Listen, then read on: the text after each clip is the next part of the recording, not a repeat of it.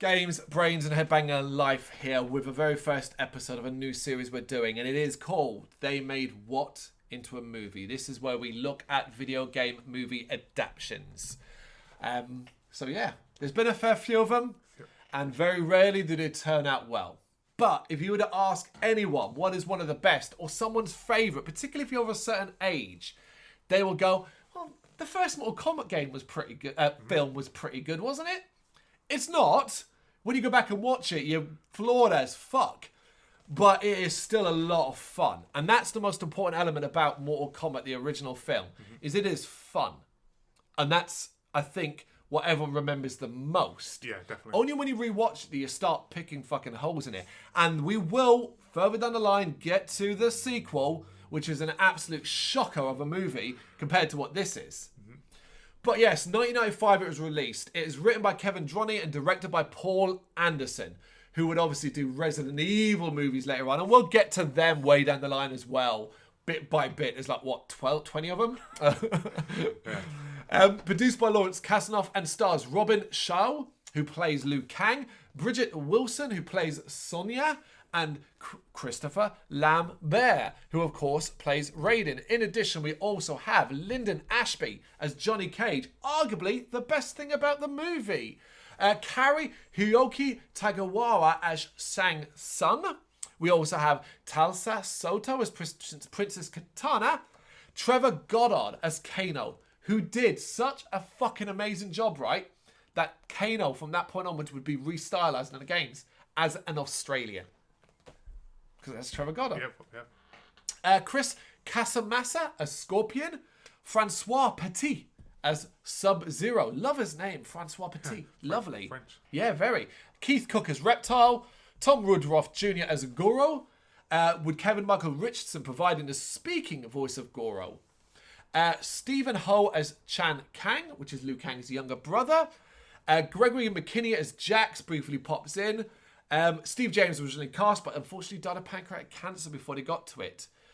Peter Jason as Master Boyd, who was Johnny Cage's sensei. These are all minor roles. Frank Weller provides the voice of Emperor Shao Kahn, who briefly appears at the end of the film. And Sandy Helberg is the director of Cage's latest film. So it's a big cast, but unlike the sequel, it would stick very closely to a very small cast, trying to keep it based upon the characters from the original game. So our cast is Liu Kang, Sonya, and Johnny Cage from the good side. The bad side, with Raiden in and out. The bad side is Shang Tsung, Kano, and Goro, I'd say, so to speak. You know, you get the others like Scorpion and Sub-Zero popping in. Yeah. Often with some of the best moments. So obviously it's based on the game. But what do we all remember about Mortal Kombat? What is it, when it starts off, that makes everybody go, shit, that's banging? And it's that shout of Mortal Kombat and that the one fucking thing. I watched this film recently and watched it with my wife, who'd seen it a long time ago, but she hadn't. But even she was like, the opening fucking credits with that hyperactive music and the camera swooping over what is going to be the Mortal Kombat symbol and the flames are bursting up. If that shit don't get you pumped for this film, you're dead. You're dead inside. Because it's like, you're just like that. Yeah, this is going to be badass. It is later and not, but we'll get into some of that. Do you still have strong feelings for this movie? I love this film, man. Yeah? You're gonna. I know you're gonna criticize certain points too, but I love the entire film. We will get to some of those as we go through the plot. So the basic plot is it is about the tournament, the Mortal Kombat tournament. 10 wins in a row. And Outworld will be able to invade Earth and take it over. Outworld being another realm, a side by side with Earth. The baddies have won 9. This is the 10th one. So the idea is to get the best fighters from Earth to defend. And the one that's needed the most is Liu Kang, Robin Shaw. He's basically left his homeland to go live in America, and his younger brother, was killed by Shang Tsung. We see this in the opening scene as we see Shang Tsung and his boy fight. It's a very small fight. There's not much to it. Shang Tsung kicks his ass and you get his head up and points directly at the camera, speaking to Liu Kang. Your brother's soul is mine. And then you get a weird scare as his face sort of turns into a skeleton and comes out. It's revealed to be a dream where Robin Show wakes up in the greenest lit apartment ever. No. Your brother's soul is mine. You will be next.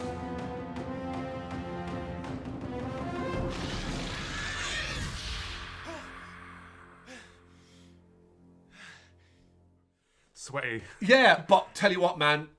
Fucking hell is he fit. Oh, Robin Show is a good looking, fit ass motherfucker with a wonderful head of hair. That hair, when you're like losing it like I am, you look at it and you go, that's not fair. That is not fair. You can gift me some of that. I always thought it was fake, to be fair. He looks amazing. So he reads a telegram which basically says, brother dead, come back to his homeland, which he does later on. This is what we're introduced to all the main characters this way. Johnny Cage's introduction is one of my favourite. So it's done like he's like opening a warehouse. He comes in, he fights a load of people. The fight's terrible. A lot of the fights are terrible. But it's revealed to be part of the movie as a stuntman fails to fall down and he says to him, this is the part where you're supposed to fall down. The stuntman hilariously jumps backwards and Johnny's like, where do you get these guys? He's a star. But Johnny's problem is that the media, this is really fucking weird, the media keeps calling him a fake. And that bothers him. Even if Johnny Cage has martial arts skills, who gives a shit? He's in movies where he's not fighting for real. Like, he's not, right? Yeah, exactly, yeah. These are stunts. Hence the part where the man's supposed to fall down. So what does it matter if they're calling you a fake? Typical media. It's absurd. Yeah. It's absurd. But he's encouraged by his sensei, who we mentioned before, to go take part in Mortal Kombat. He gives him the scroll and says, look, there's a boat leaving at this dock from Shanghai, I believe it is. Yep. Be there and you'll go fight. Johnny's like, all right, cool. Do you know what I mean? And maybe he'll be able to prove himself to the world. We see later on that was Shang Tsung pretending to be him. He transforms, good effect still, transforms back into Shang Tsung. Sonya is hunting Kano into a nightclub. This scene, I have so many problems with, Damon. So many problems. I have so many problems with Sonya, full stop. So, Sonya's very angry. She wants revenge because Kano killed her partner. She's here. Right on time. I love punctuality in a woman. Don't you, Mr. Shang Tsung? Are you sure she's gonna follow me? You killed her partner, didn't you? She'll follow you into hell. Probably shouldn't be allowed in this case anymore because it's got so personal that you probably, by legalities, she should be taken off the case and someone else be dealing with it. But in this club, she's tracked down Kano, but it's a trap. It's a plan to get Sonya to the island because Kano ends up escaping. The problems are this. She shoots that weapon in this club. Nobody stops dancing. Everyone just carries on, way, even though she's firing off a shotgun around them. Nobody cares. Then there's the guy that takes aim at her and somehow misses. I presume even if it was blanks, that would make more sense. Yeah, I suppose, yeah, because obviously he doesn't want to kill her, does he? Yeah. No, he doesn't want to kill her. Yeah. But yeah, anyway, Sonya finds out where Kano's going to be going, and her and Jax head off to the boat. Liu Kang arriving back at his homeland. This is something to stop there. He said her and Jax stands there going, screaming, hey, Sonya. Hey, Sonya. It's like, go after her. Because he wasn't needed for this I film. know, but that is so disappointing. Because he should have been in it. Well, considering Jax is in the sequel, and I would argue that he's one of the worst things about the movie. No. In the second one. In the second one. Yeah, but he could have been a part of this in the first No. one. No? Nope, didn't want him. Didn't want him. Sorry, I'd massively disagree with you there. Didn't want him. Too many people. Keep it small and tight. Liu Kang arrives back at his home, the wonderful temple. It was Wat Parai Si Sanpet that was used as that location. Fucking gorgeous. And he argues with his elders or father figures and stuff like that about entering the tournament. He basically doesn't believe it. Yep. He doesn't believe it. He believes it's stupid. He would. And it's when a beggar comes along that Liu Kang says he's going to go to the tournament, but purely to get revenge on Shang Tsung. The beggar is revealed to be Raiden when Liu Kang tries to fight him, and Raiden does one move, which is stand out of the way and hold his hand to flip him over. Does some lightning eyes, and it's like, oh, you're Raiden. And Liu Kang's like, where were you, and all that crap. But he storms off. Raiden talks to the elder and sort of says, like, he's not ready. And it's like, well, he's the only hope we've got, basically. And there's how all our characters are going to end up on the island for Mortal Kombat. Grandfather, get up! This isn't your god of thunder and lightning. He's just a beggar. Spare him, my Lord Raiden. American life has enfeebled his mind. Too much television. So you're going to win the tournament? Yes, I am. Show me how. Oh, don't tell me you're afraid of a simple beggar.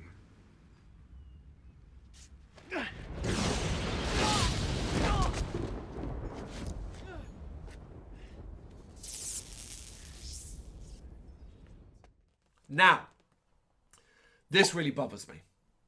This is a real issue for me. This is Earth's fighters. Why was Shang Tsung collecting them? Shouldn't have been Raiden. In fact, Raiden says it later on a boat, these are my fighters. They're not supposed to be like touched until the island and stuff like that. So why was Shang Tsung tricking Johnny Cage to come? Why was Shang Tsung encouraging Liu Kang to come by killing his brother? Why was Shang Tsung using Kano to get Sonya there? Wouldn't you, check this idea out, wouldn't you be like, let's encourage the worst fighters. Hey, you guys from GBHBL, want to fight? I mean, don't get me wrong, I'm not going to fucking do it, which might explain part of it, I guess. You kind of have to get people who want to do it. I mean, I would like to think something... This is going off the TV series, because obviously Shere Khan knows who Kung Lao was. He knows that obviously... Oh, no. I'm going to stop you there. No, this is nothing. No, do not even bring in Conquest. Yeah, that is so unrelated. You're talking about the game to movie conversion. I would hope because obviously they're descendants. Liu Kang and... Yeah. And obviously Kung Lao are descendants, so maybe we would have thought, we want to... But is this in this movie? No. Now, bear in mind, you don't know nothing about Mortal Kombat. True, and you put that on. True. You shouldn't have to then go read up about the history and lore of Mortal Kombat, should you? Maybe because they're so overconfident, the fact that they won 9 in a row, they think, we'll win as easy. Possibly. It's don't be annoying and try and explain all the plot holes of the movie. They exist. You sometimes have to... I've got one later on that you will not be able to argue with. You'll be like, oh yeah, that doesn't make any fucking sense. Absolutely. So, there are some stylish fucking shots on this. And at the docks, don't get me wrong, the worst looking docks ever. Apparently everyone's welding in the middle of the night and there's fire everywhere. Yep. Not health and safety at all. But the boat. The arrival of that fucking... Don't get me wrong, it don't look like it can sail for shit. Looks like it will sink. It's cool, but cool. That arrival is gorgeous. That comes out of the fog. Huge fucking thing. Gorgeous. You get this wicked shot as well of like... Oh my God, this wonderful shot of when Sonya sees Kano in the distance. And the flame lights up and you see his big red eye. And he says like, come on, darling. Like, come on, Sonya, come and get me. Fucking Kano is one of the highlights of this movie. It's such a shame how nondescript he ends in this movie. Yep. But, so that encourages Sonya. She runs off while Jax shouts after her rather than following her. He wasn't invited on that boat. Yes, there's another problem. Why doesn't Jax follow her? He just stands and goes, Sonya! Oh no, my foot's trapped. Can't get on, you know? Johnny Cage arrives with all his luggage. He meets Liu Kang. In fact, they bump into each other. Johnny Cage, being a dick, tries to pay Liu Kang to put his bags on. Liu Kang just throws one of his bags in the water and takes the money as well. They get on the boat. And yeah, we're on the boat basically. There's a bit of there are plenty of other characters, other fighters, but none of them fucking matter. They tried to make one matter, Art Lean, and we will get to him and what on earth that was later on. But basically, you remember this boat for a couple of things. The boat sequence might be some of the best moments of the film. A, for a funny fucking scene, but also for just building it up. So this is where our characters interact. Sonya continues to do her annoying, I don't need no help acting. Which isn't great because they end up going down the stairs into the bow of the boat. And this is where they meet Shang Tsung and his two pals. An introduction to Scorpion and Sub-Zero. Fucking A. I love that when they open the gate and the music that hits. And it is really like, that's the first time you see them. And you're like, oh shit. Yep. You know, two of my most favourite characters. Oh, you know, Scorpion and Sub-Zero are great in this movie. They are great. They get to show off a bit of skill as Scorpion freezes the end of Sonya's gun. And Scorpion reveals a little hand thing with CGI that is not aged well, Yeah. unfortunately. It looks like a fucking cartoon. Not the worst effect. We'll get to that. But Raiden stops the fight, shouts at Shang Tsung. Shang Tsung's respectful and stuff like that because he's the god of thunder. And Raiden then tells them all to come upstairs and he's going to talk to them. And effectively what Raiden does is recap the Mortal Kombat story for them. Yep. But Lambert, I love Christopher Lambert. He's been in wonderful movies. From the Highlander, the Fortress. He's just great. And he does a good job as Raiden. Does, yeah. But I don't get the direction, what his direction was. Because he seems disconnected. He constantly says he can't interfere. And then does interfere. Yes, yeah. But also like the joke moment. Where he's like, the fate of the world rests in your hands. And then he laughs. Ha, ha, ha. Yeah, and then he goes... Sorry. It's very comfortable, but I mean, it could have been a better. They could have done it better, but it was like sort of like a really uncomfortable moment. It is funny though. You do laugh. You're like, Yeah, because it's like, the fuck was that? The fate of billions will depend upon you. Sorry. You know. And then after he's explained the plot for them, Shang Tsung does some weird. It has begun things. You see CGI snakes flying through the sky. It's cool. It's cool. Harry Potter style. Very good. Yeah, very good. Skulls in the sky. This was before Harry Potter, so Harry Potter stole it. So. Well, according to J.K. Rowling, she didn't borrow from anything, like anything. But we're not getting into that at all. It's okay to say you're inspired by stuff. It's cool. The boat arrives at the island. It's daytime. It's sunny. It's a gorgeous fucking island. Get more comedy with Lyndon Ashby's Johnny Cage. As he's trying to carry his luggage and falls in the water. And basically, the characters continue. It's just lots of small interactions where mainly it's kind of like his compass doesn't work. Liu Kang is like, radio work. We're in a different realm now. Johnny Cage talks them back and forth. Yeah, it's really just that. And it's just about setting up, really. You get a lot of locations. This is the first time I think Liu Kang sees Katana. Yep. I hate every time he sees Katana, they play this piece of music. Yeah, little flowery music. Yeah. And it's like, ooh, they're looking at each other. And Liu Kang's like, doing, And she's just like, yeah, that guy over there with that fucking hair. Yeah, I mean, you can't blame her. Yep. Johnny Cage, Liu Kang, I know who I'm going with. Do you know what I mean? And to be fair, she's at Sharon Island with Shang Tsung and Goro. Pickings have been rough. Yeah, exactly. So yeah, it's a lot about the setup of the tournaments. You get like a big dinner scene. Lot of waste of food here. Lot of waste of food. Doesn't really look like anybody got to eat it all. As the sort of minions come out and wreck the tables to show off a demonstration. The power, I suppose. Yeah, and it's Sub-Zero versus an idiot minion who spends and he is oiled up and he is muscly and he cracks his bones and it's like, fucking hell, guy. But he spends like a minute doing it while Sub-Zero stands there building up power and the guy gets frozen and smashed to death. It's like, yeah, it's lots of noises. And it's like, it is really fucking like... Go and punch him, for Christ's sake. What's happening? Can't you see he's like building some big blue bubble around He's doing that shit. Yes, absolutely.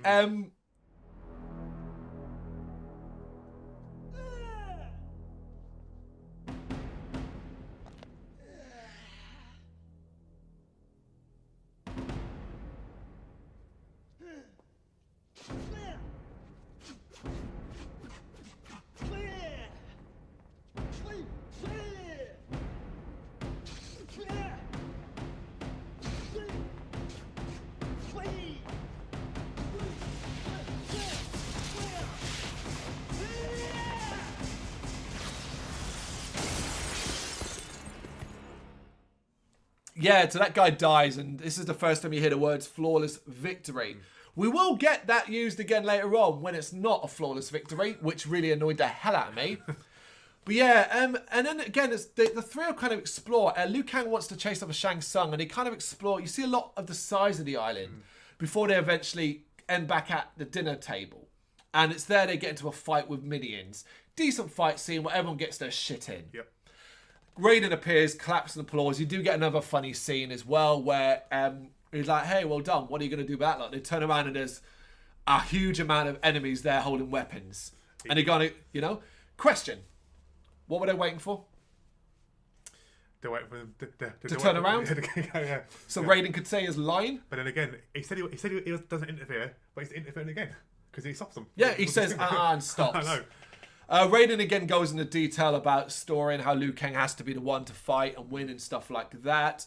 There's a lot of stuff between Shang Tsung and Katana. He creates Reptile from a statue and to basically spy on Katana. This is where Reptile, the creature, looks fucking terrible. Really, really does. Bad CGI. Yeah. Liu Kang gets into a fight with some... So Liu Kang's... One of the biggest problems with this movie is how the tournament works. It makes no fucking sense. It implies we're going to have scripted matches where I have rings because Liu Kang ends up going in against this guy that growls like a tiger. Yep. And Liu Kang wins and Shang Tsung seals his soul. And later on, Sonya fights Kano and all that. But then Goro enters and apparently he can come at any point. Yeah. Like, what's the structure? Isn't there rounds? And then the last two? Oh, I mean, it starts off like that, but then it sort of ends with like basically free for all. They can stop you in the middle of the street and just have a fight there. It seems that way. Whatever you want, basically. Yeah, like any fight anywhere. But also, like Liu Kang fights Katana, and it's a shit fight, and no one wins. How did they progress? How do you go up the tower in the game? Exactly. It's very confusing, and ultimately as well, it all just kind of comes down to Goro coming in and murdering everyone, all the nondescript people we didn't know. Yep. The point is leading to his fight with Johnny Cage. But then why doesn't if Johnny Cage beats Goro, isn't Shang Tsung next no matter what? Like why? How can Liu Kang choose? Well, yeah, exactly. Yeah, you know what I mean? So yeah, then it's the first time we sort of see Shang Tsung's power, the ability to suck in souls, which he does in different ways each time as well. He does it with his hand. Later on, it's with the eye. But then the important fight is Sonya versus Kano. So Sonya's all prepared and she's doing swings and punches. And Shang Tsung's like, "Hey, I've got a surprise for you." And out comes Kano and he does that kiss face. Fucking love this guy. Fucking love him. Sonya Blade. I have something for you, my dear. I don't want anything from you. On the contrary, I have something you want very much. You can thank me later.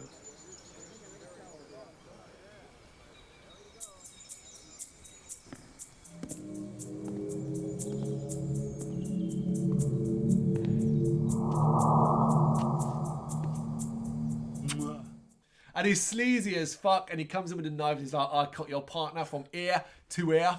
And it's just like, oh, this is hilarious. The fight's shit. The fight is shit. He gets a couple of punches in, she kicks him a few times, and then she does some upside down move where it's a miracle her boobs stay in her top. It is a miracle. They must have been taped in. Yeah. And then she swings him down, and she's stuck in between his legs, and he grossly spitting all over her legs. And he asks her to give him a break, and she goes, "Okay," and then snaps his neck. See, I do believe that Shang Tsung told him to go easy on him. Yeah, that's what I think. But doesn't he say in the line? Yeah, I'm pretty sure he does because I mean, Kano would because she's crap. Kano would have kicked her ass, man, proper. Yeah. Yeah. Well, you say that, but she's not supposed to be crap, is she? Well, no, obviously not. Obviously not. It's a terrible fight and a shit end for Kano. In fact, I'm pretty sure Shang Tsung actually he tells her to finish him. Yeah. He wants Kano to die. Yeah, because Kano starts like, "Oh, you can't believe what's going to happen," that kind of thing. Right, finish him. No, Sonya, don't. Give me a break. Okay. That's not the fight you care about. This same sequence then includes a third fight, and for some reason Johnny Cage was told to go to the woods, and he's in a wicked looking forest, and he's just walking along. The camera follows him along brilliantly done, and there's Scorpion. It's Johnny Cage versus Scorpion. I actually really like this fight. Yes, so do I. It's got enough fun visuals. A Scorpion shoots the thing out of his hand. Problem. It suggests at a certain point that this thing actually has a length that has an end. Yeah. Because it gets tied around trees and then is close to Johnny's face and it can't quite get him, which implies it can't go any further. Yeah, it's stuck, yeah. That's a bit of a weird wrinkle, isn't it? Yeah.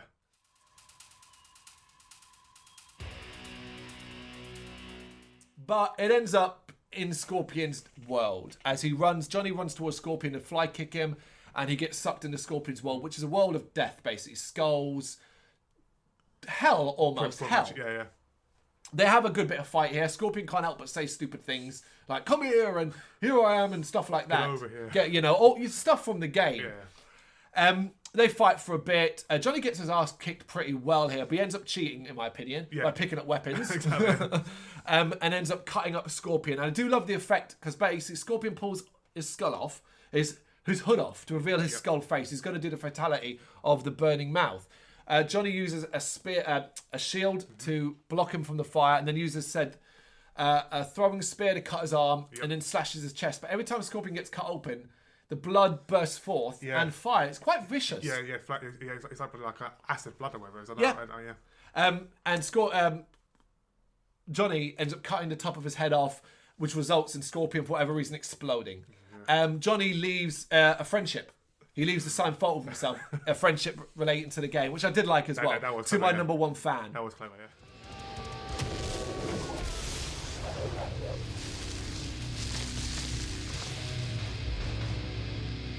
Question: how does Johnny get out? I would like to think that maybe because he killed him, he appeared back, or maybe there was a little door. I'm gonna presume it. Like he turns a corner and it's just a fucking forest again. Do you know what I mean? It's just a big screen. Yeah. Again, it's just one of those things that you just kind of go, okay. It's a film. It never happened. We didn't see it. It was a fun fight. Yeah. That's it. It's a fun fight. So that's when, after this is when Liu Kang has his crap fight with Katana, and she spends most of it dropping hints about how he can take on Sub-Zero. What drives me nuts about this hint dropping is just tell him. But I like to defeat your next opponent. Use the thing that brings life. And it's like... What? What? But like, you just be like, hey, we're going to leave you... Because the thing is, they don't just tell him. They leave the tools. They cheat. I know. And Shang Tsung sitting there, but when he just walk in and go, oh, there's the water, I'll take that out of me. Well, he does say, when he breaks up the fight, he's like, you disappoint me. Yeah. But it's the thing, she's Princess Katana, she's Emperor Shere Khan's daughter. Shang Tsung can't do shit to her, you know? Exactly. But it leads to Liu Kang's fight against Sub-Zero. You got to realise that we are just going fight to fight to fight to fight.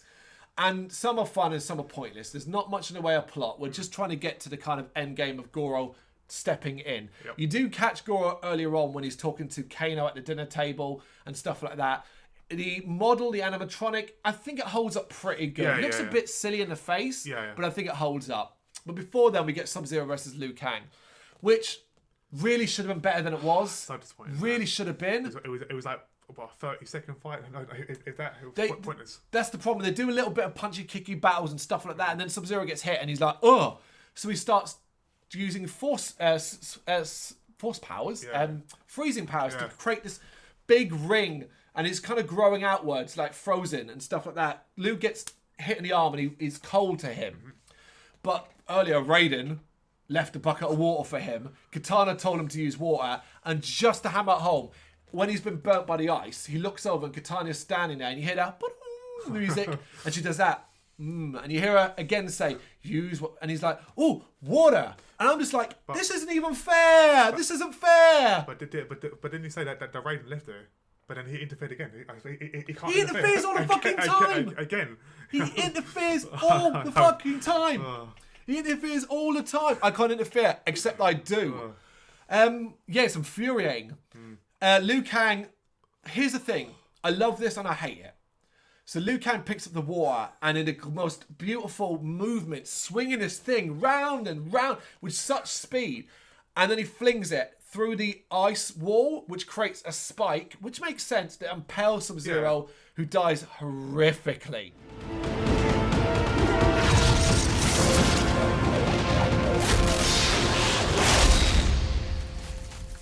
How did that water stay in the bucket?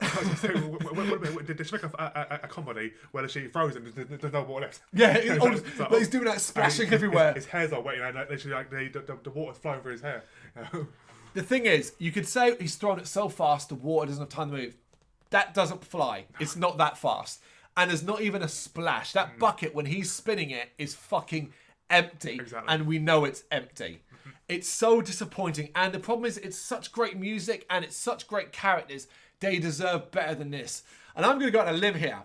No, I'll come back to this limb a little bit later on when we get to Goro. So Goro enters the tournament and we see him in quick fashion just battering everyone. Yep. Leading to a proper fight. Now, a character unrelated to the games, we were mentioned before, Art. has befriended our heroes. He's been in like 2 scenes talking to them. 2 scenes. But he's now going to face Goro. And this is puzzling as well.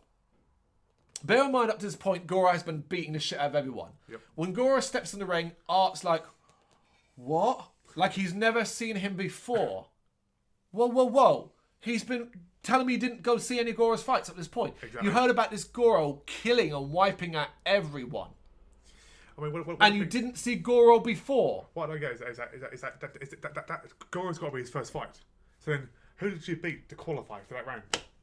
Because I mean, it would have been better if you had actually seen him beat a few people, like maybe at least one person, and then go, okay, well, yeah, he's sort of a main character or involved in the. It all went out the window. Rankings went a minute. It seemed to turn in whoever was left alive would then have to face Goro. Yeah.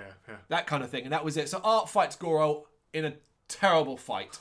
However, very important here. He does get some hits in Goro. He does. Very important. A couple of punches to the stomach. But inevitably, Art gets killed and Goro holds his body up and Shang Tsung takes his soul. However, Shang Tsung says the words here. Flawless victory. No. If that was the game, Art would have knocked his health bar. Only a smidge because it was a couple of taps in the stomach. Yeah. But he hit Goro 2 or 3 times. That is not a flawless victory. That is damage taking. Shang Tsung doesn't understand what flawless victory is. Nope. You run the fucking tournament, you damn sorcerer. Get your shit right.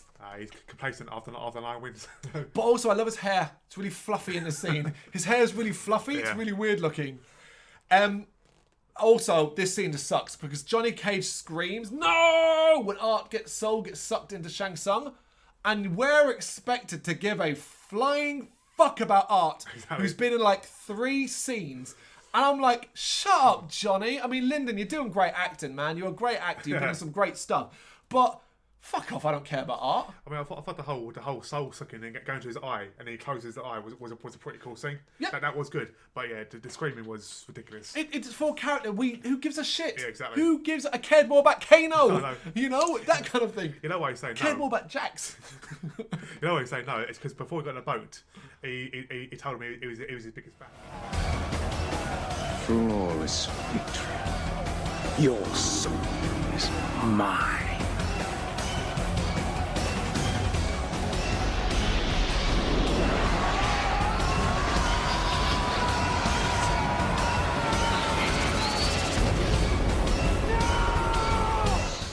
That's why he's saying no. There you go. Yeah, he's lost his biggest fan.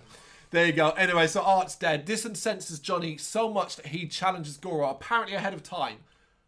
I don't get that either. Ahead of who? What? Who's in the ranking? Who goes next? You're 3 of the last 3 left. Johnny Cage beat Scorpion with no one's help. I know. Liu Kang got Raiden and double katana help. Johnny Cage is the better fucking fighter. Exactly. But he does challenge Goro. It's not a good fight, but it is fucking brilliant. Yeah. And I love it. Purely for the misdirection and utilising Johnny Cage from the game. So Johnny has a plan. Sonya, who's now kind of fallen for him, is really not happy about this. And I love that great scene where Johnny says to Raiden, he says something like, it's not your tournament, it's ours. Yep. And Raiden's like, finally, one of them's getting it. Yeah, exactly, yeah. And it's like, yes, come on, Johnny. Good.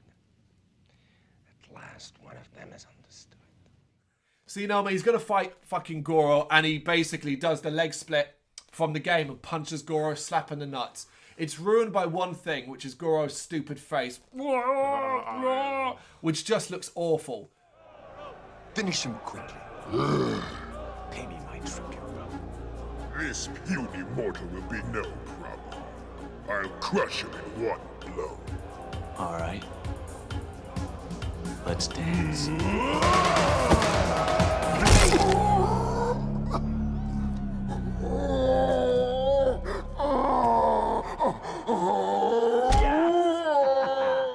But Johnny, Johnny gets up and he basically, his plan is to lure Goro to a cliff edge. Although he did get a funny, ouch, his hand kind of thing. He lures him to the cliff edge. he stands behind, so Goro comes out, can't find him, and he says about the sunglasses, Goro snapped his sunglasses before they fall. $500. Sunglasses, arsehole. Which again is terrible, because Goro's like, whoa! Whoa! It just stand to listen to him to finish what he's saying. Yeah, Goro's a fucking idiot. One thing I did appreciate is that they showed there's a brief fight, and the camera stays very far away, so you don't really see how shit it looks. Yeah. But also gives you an idea of the height, because it's very important, because Johnny kicks Goro over the edge. Yeah. Goro's hanging by one hand above what is a maelstrom of a storm, so to speak. Yeah. It's death, clearly. Yeah. And he says the line, "This is the part where you fall down." Goro's hand slips and he dies. Yeah. Not great, but Lyndon Ashby, Johnny Cage, makes it work. Yeah, he really does. And that's why I remember it a lot for that. Those were $500 sunglasses, asshole.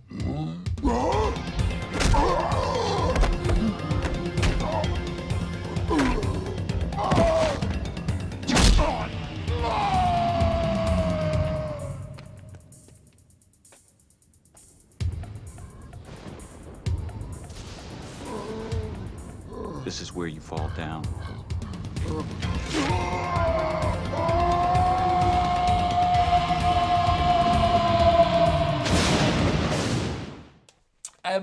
Then he hears Sonya screaming for help, because now suddenly Sonya is the damsel in distress. And Shang Tsung has her by the throat, arm around the back, and he's like, "Yeah, I challenge Sonya Blade to the last fight. We're gonna fight in Outworld." He goes into Outworld. Raiden's pissed off, saying he's broken the rules, but Liu Kang and Johnny are gonna go after her. Raiden can't follow. For once, he sticks to his fucking rule. He cannot follow. Happy days. Can you believe it? So they end up in Outworld. And the initial introduction out was really cool. Great location, the skulls, the things and stuff like that. Yep. You see the tower in the distance. It's a great introduction. It is, yeah. We see them talking and walking. Johnny Cage is cracking jokes. And then Liu Kang notices something. Now, I really like this. So Liu Kang starts to behave really oddly. And Johnny's like, "Where are you going?" And he's walking towards a wall. And this wall, we see nothing. Now, bear in mind, Reptile earlier on proved he could camouflage, because he spit in Liu Kang's face at a certain point, not acid, just stuff to blind him. Liu Kang walks to the wall and grabs Reptile from it, who had been camouflaging. He kind of holds him and then he shoves him down into one of these statues. And somehow this statue wraps its innards around Reptile and then transforms into Reptile that you know from the game, the green suited ninja outfit. It's a cool fight. I like the fight. Yes, so do I. Except for, let's start with the first problem. The fact that someone says Reptile. You hear Reptile. Yeah, who says that? But why? We know that's Reptile. We didn't need... At this point in the movie, if you're like, "Oh, I really needed to know who that green guy was." Maybe it's Johnny Cage, because while Liu Kang's fighting, where's Johnny Cage? We're about to come to the biggest point after, but we'll come to that once the fight is. So the next problem is Reptile jumps and kicks Liu Kang through a solid brick wall. And not only is Liu Kang not dead, because he fucking should be dead, he's fine. Yeah. He's fine. He can get kicked through brick walls at force, and he's fine.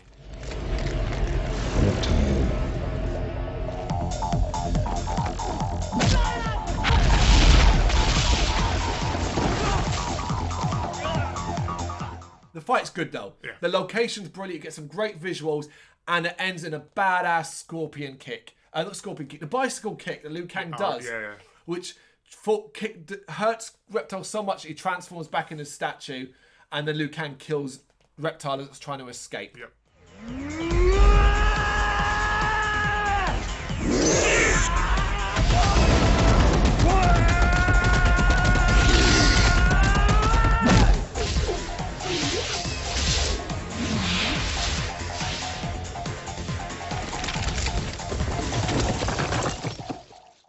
This is where earlier when I said that one of the biggest plot holes of the entire movie is where the fuck are Johnny Cage and Katana at this stage? So they just, this fight happens and they apparently just stand outside going, it'll be fine. He don't need no help. I can only think that the fact that they're respecting their rules, 1 versus 1. Rules? But obviously, I mean, by They're then, an Outworld. But obviously, by then, the bad guys ain't bloody doing it. So why should they? It's absurd. It's stupid. Yeah. They just stand outside. Have it so that Reptile knocked him out. One quick scene, he swings his fist, and you see Johnny Cage hit the ground, knocked out. Yeah, I mean, Katana knocked out. Easy. Or maybe they're too busy fighting something else, other minions or whatever. Yeah, show that. Something, yeah. Show that, but they're just not there. And it's a good 2-minute fight. And when he comes out, they're there again. He comes out, they're there. Yeah, and they carry on their trip towards the tower. Happily, the film goes, we're not going to show you again getting the tower, we're just going to go straight to the tower. Yeah. As we reveal Shang Tsung and a load of monks, and he's trying to get Sonya to agree to fight. And he's suggesting to her that if she doesn't agree, they forfeit. But she's refusing, because basically Shang Tsung wants her to fight because he knows he can beat her. But she doesn't agree, he can't fight her. For some reason, he's changed her outfit and given her a very puffy 80s hairdo. Yeah. She looks very different. It's weird. It's weird. Why? Yeah. So Shang Tsung's given it all, well then Earthrealm's going to forfeit. And then it's revealed that 3 of the monks are Katana, Johnny Cage, and Liu Kang. How they got in? How they became 3 monks? Yep. I mean, we presume they sneaked in the bottom. They did the whole get somebody to come into the office and beat them up, take their outfits. That's what they did. We didn't see any of that. Shang Tsung, Katana reminds him about the rules of Mortal Kombat. Really? We have rules again? We have rules again? And Shang Tsung, who is one of the best things about this movie constantly, is like, Johnny Cage, I will fight you. And I swear to God, I stand up, Johnny Cage should have been the one to fight. Yeah. And I think Johnny Cage could have won. Yeah, probably, yeah, exactly, yeah. But we all know that's not what it is, because Liu Kang's like, no, you'll fight me. And I do love Shang Tsung's reaction. He's not happy about it. He is worried. But he's like, I'm Shang Tsung, we're going to do this. And Liu Kang takes off his outfit and he starts saying who he is. Yep. And you are a bit like, this is going to be hot. Yep. It is going to be hot stuff. I actually really like this fight. Yes, so do I. Except for one problem.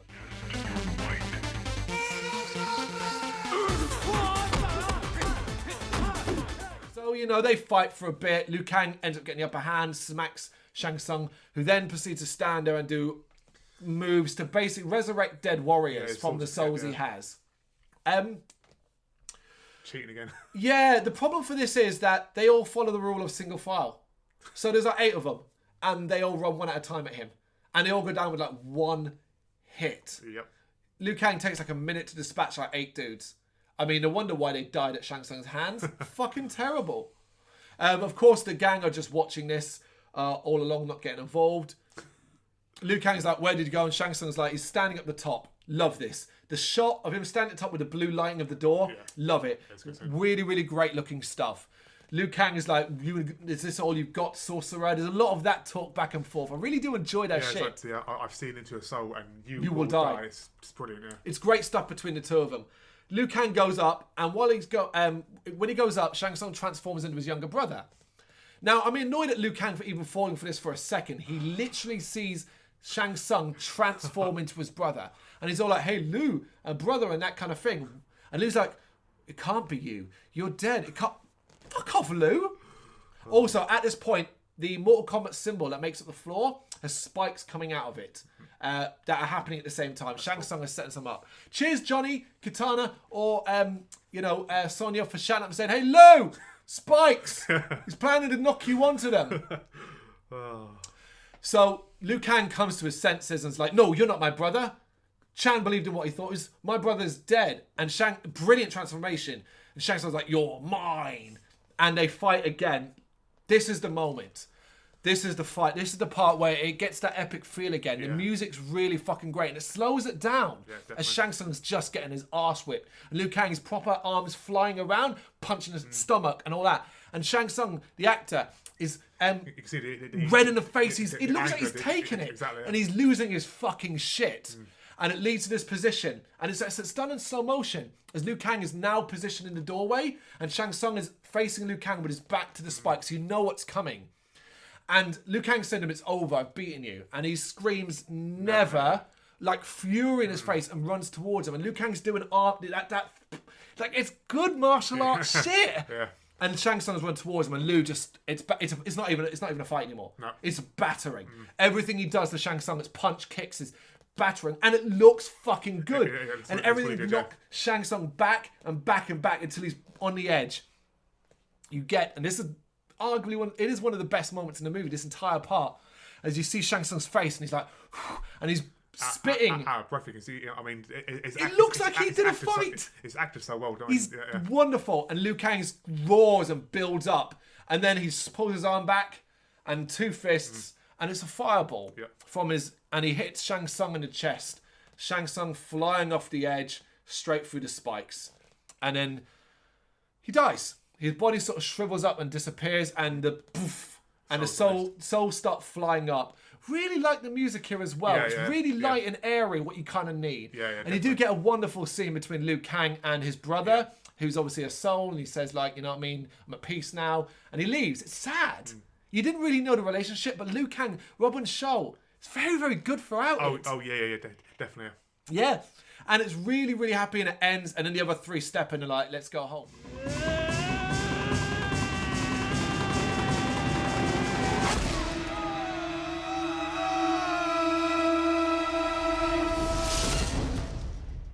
And it's cool. It's a good ending, but there's more.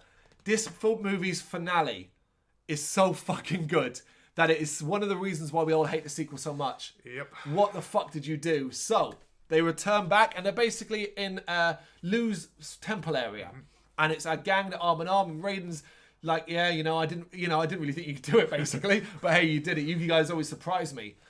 And then storms start hitting over the top. And Lu's like, what is it? And Raiden, Christopher Lambert, says it's the Emperor. And then you see the distant shot, and lightning strikes the top of the building, which shatters into pieces. And you get this gigantic, freaky-looking Shao Kahn. The version you know from the game exactly. Looks great. Holds up since 1995. And he literally just leans forward and says, you weak, pathetic fools, I've come for your souls. Implying that he's broken the rules and he's doing it no matter what. Which is the plot line the second film would follow. But fuck it, we'll not do that. You weak, pathetic fools, I've come for your souls. I don't think so. And Raiden goes, I don't think so. And you get a side shot, Avengers style, of them sort of all putting their fighting fists out, and then the music hits, it slams shut, and that is Mortal Kombat, the 1995 video game adaptation. Fuck, talking it back through, it's fucking good, isn't it? It's a good film. It's a good film. All those issues are so forgivable, because when it gets it right, it really fucking gets it right. I mean, like I said, the end fight scene between obviously Shao Kahn and Liu Kang, it just Shang Tsung. Shang Tsung. Wrong film. My name's just been absolutely fantastic. I mean, it looks so real. I mean, they actually look like they were actually fighting each other real. And I'm guessing that they're both probably very skilled. Oh yeah. Arts, and they've just done it so well. Yeah, we must praise Kari Hiroki Tagawa, who played Shang Tsung. We must praise him for his incredible role. I don't really think there's terrible acting from anyone, really. Lambert is hit and miss. Robin Shaw is very, very good for what he's asked to do. Lyndon Ashby is a delight. Absolute delight. We've already mentioned Tagawa. Bridget Wilson, I don't know how much she was given. Do you know what I mean? She's not good, she won't give but her character isn't good, unfortunately. Talisa Soto Katana, again, she's just really there. It's not really a thing. And the last one I mentioned, of course, is Trevor Goddard as Kano, who does wonderful. I should note as well that Trevor Goddard died in 2003, so rest in peace. Yes. Mortal Kombat, eh? It's the first one we wanted to do. We're always going to cover it because it's considered one of the best. It's all downhill from here. I think this is one where if you had said to me they're going to make Mortal Kombat into a movie, I'd have been like, that's fucking absurd. How? How, And I think with what they worked with, they did the best they could. Problems here and there, plot holes galore, and stupidity here and there. But I think it holds up. Yeah, definitely, Yeah. 100%. There you go. Let us know your thoughts in the comments. Thank you very much for watching. You can check us out on gbhbl.com as well as on Facebook, Instagram, Twitter and Tumblr. Go to Patreon to help us out over there. That's patreon.com/GBHBL, as well as Big Cartel, where you can find some of our merchandise. We have a podcast running on SoundCloud and Apple Podcasts. And of course, if you like this video, do us a favour, hit the subscribe button and help the channel grow. Games, horror and heavy metal. What else is life for?